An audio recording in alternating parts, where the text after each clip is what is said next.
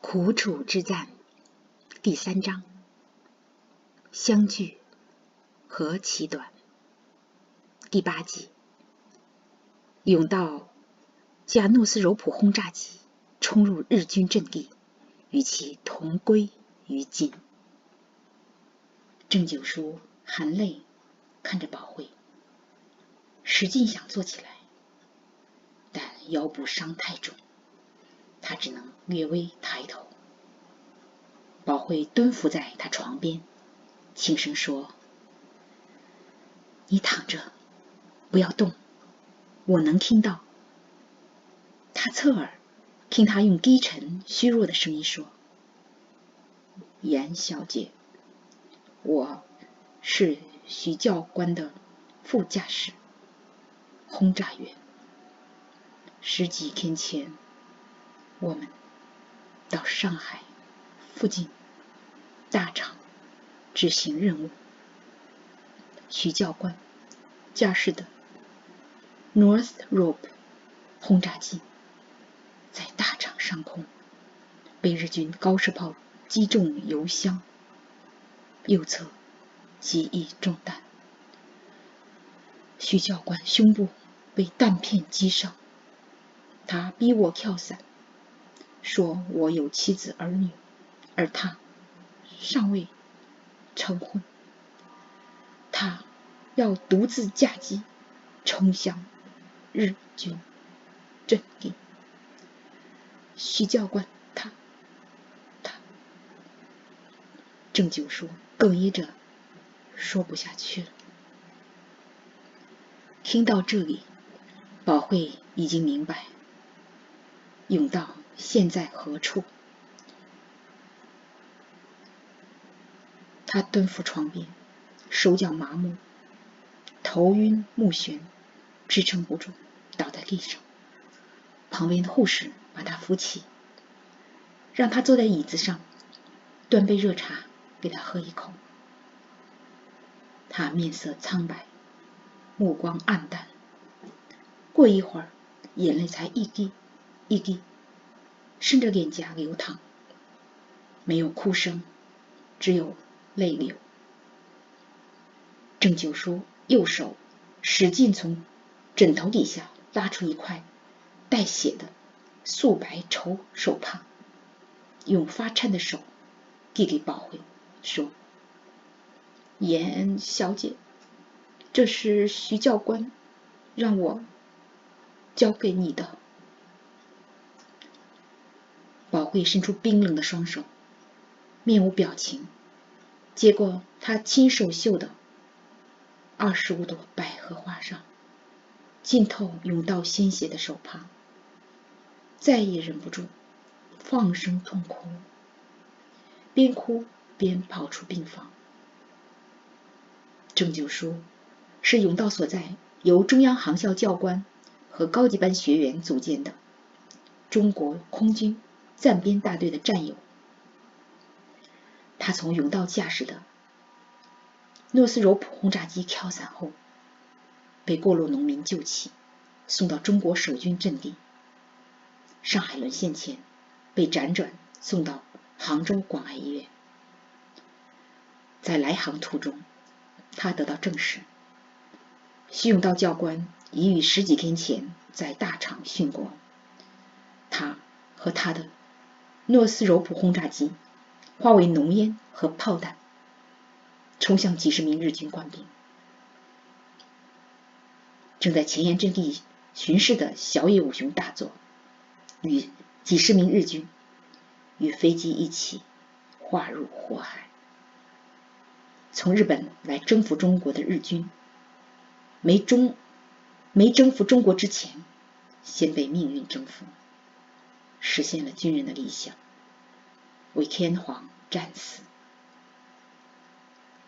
日军小野武雄大佐前几天才与妻子小野洋子约好，战斗结束后休假陪他。他妻子是出征来上海的军医，他们新婚不到2个月。国军飞行员中央航校上尉教官徐甬道几小时前才给未婚妻严宝慧写信，期待1个月后的圣诞节与他完婚。信还在军装口袋里，与他一起融入火海。终日2位军人都在瞬间战死，撇下心爱的女人，一去不复返。宝慧得知甬道已去，哭着跑回宿舍，伏在甬道为他缝制的那条他亲手绣25朵百合花的棉被上，哀哭不已。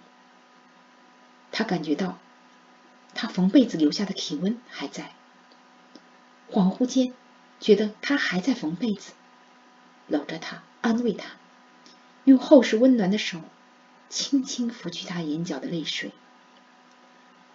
他似乎听见他说，我从尘土而来的肉体又回到尘土中，从天上而来的灵魂已归入永恒。我实践了笕桥中央航校石碑上刻的校训，我们的身体、飞机和炸弹与敌人的兵舰阵地同归于尽。他手里拿着带血的手帕，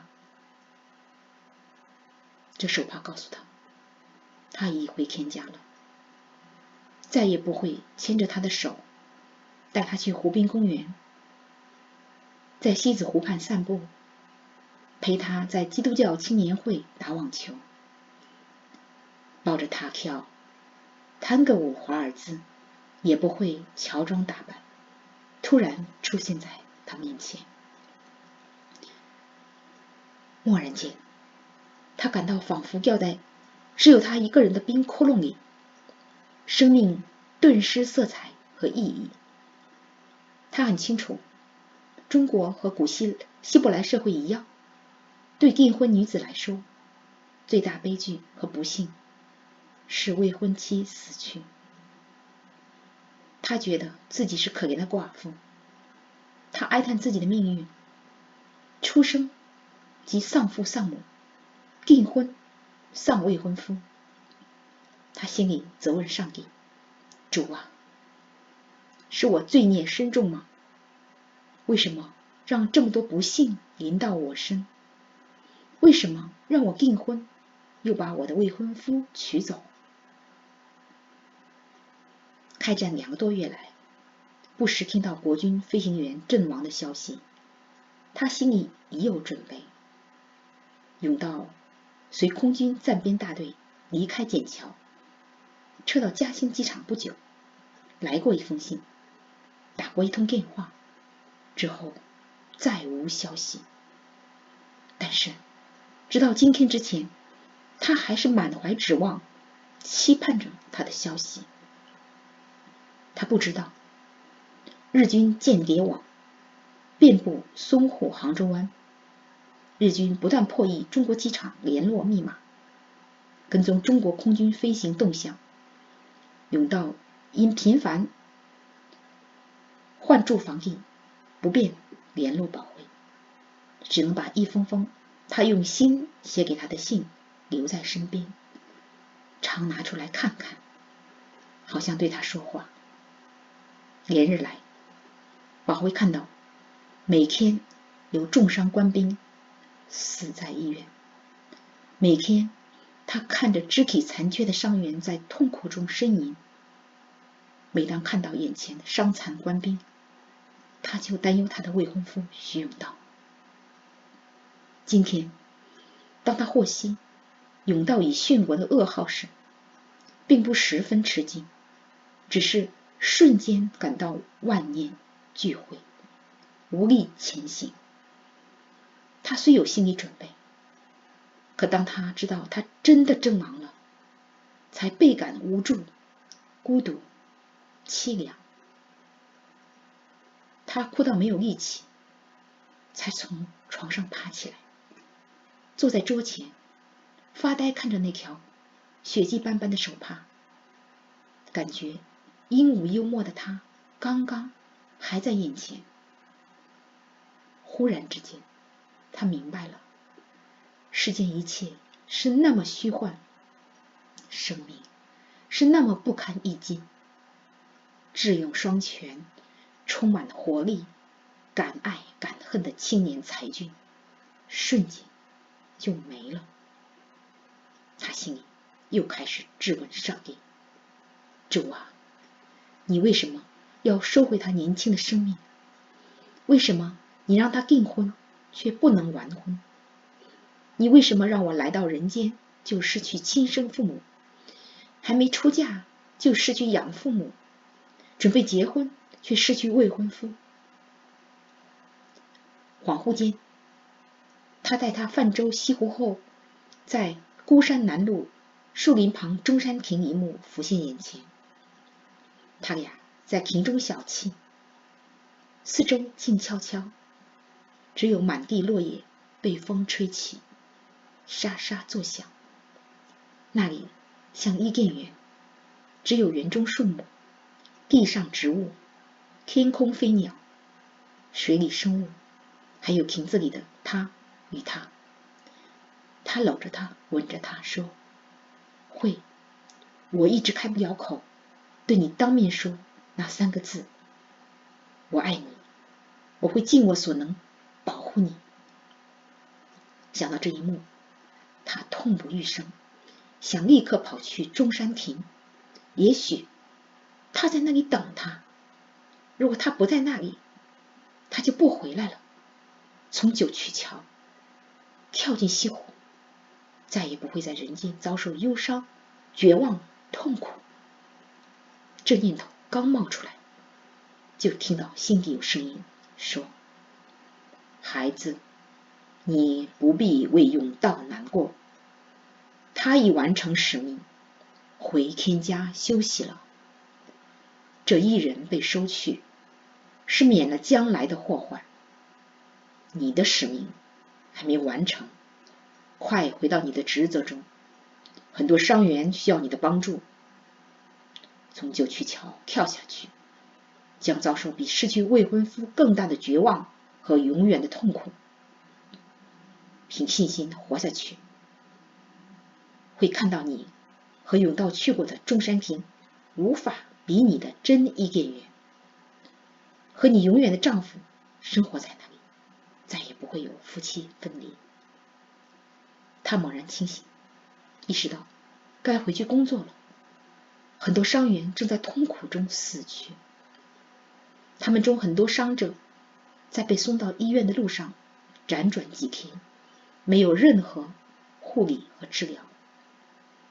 心中突然有强烈的使命感，催促他做些什么，减少伤兵运输途中的伤口恶化，增加伤员存活的机会，让他们的妻子、未婚妻看到他们回家。想到这里，他洗洗脸，梳梳头，跑出宿舍，回到药房。淞沪开战以来，他的工作时间几乎每天超过12小时。从药房下班后，他去刚成立的红十字会做义工和协调员，为涌入杭州的难民和伤兵筹建接待站。看着痛苦呻吟的伤兵，看着挨饿受冻的难民，他擦干泪水，把悲伤先锁在内心。他和杭州由外国宣教士、牧师、基督教青年会干事、寺庙住持，还有各界志愿人士一起筹建红十字会和国际救援会避难所。最近几天战况恶化，杭州吃紧，军方来人，把国军飞行员和军官伤员先转移到后方。送走伤员那天，保会去看飞行员郑九书。躺在担架上的郑九书一看到他就说：严小姐，有件事憋在我心里，现在必须告诉你，怕以后没机会。郑诸位，有什么事尽管说吧，我能承受。他说。跳伞前，徐教官把你给他的止血药包交给我了。徐教官专门交代，不让我对你说这事。上次见你，我没敢说。他说：郑中尉，徐教官特意交代不让你说，还是不说的好。他说：严小姐，我听从教官吩咐，但憋在心里很难受，让我说吧。他说：你给徐教官的止血药，他没用上，我用上了。这辈子我忘不了徐教官，也忘不了你，是你们俩救了我。他紧接着说，声音哽咽。今天就到这里了，多谢各位收听收看。